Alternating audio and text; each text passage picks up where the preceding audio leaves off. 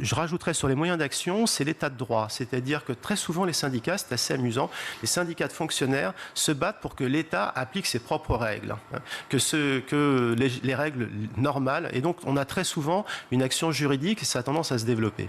Laurent Fragerman, il y a aujourd'hui une défiance au sein de la communauté éducative. Comment l'action syndicale a-t-elle évolué dans cette défiance entre les différents membres de la communauté éducative ?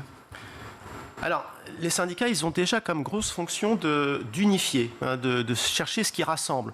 Et donc, je pense qu'ils ne mettent pas du sel sur les plaies. Ils ne vont pas en rajouter, y compris, ça se voit dans les rapports assez compliqués entre le SNES d'un côté, FSU, que vous interrogez là, et le SNP2N UNSA sur les chefs d'établissement qui étaient interrogés la semaine dernière.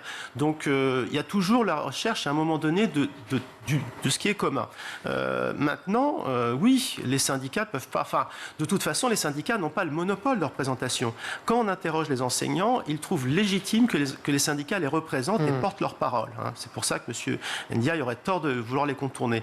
Mais en même temps, les enseignants, dans notre société moderne, ont les moyens, quand il y a quelque chose qui n'est pas exprimé par les syndicats, de le faire autrement. Je pense par exemple à pas de vague. C'était pas contre les syndicats, mais c'est quelque chose, un problème qui a émergé. Je ne sais pas si vous voyez de quoi je parle. Pas de vague. Le pas de vague. Pas de vague, c'était un hashtag au moment qui dénonçait des agressions contre des enseignants et lesquelles n'étaient pas soutenues par l'administration. Donc ça a été un moment fort d'expression de la profession. Ça venait de Twitter, ça venait d'initiatives spontanées, comme les réseaux sociaux le permettent aujourd'hui. Ce n'était pas les syndicats, mais il n'empêche que ce n'était pas non plus contre eux.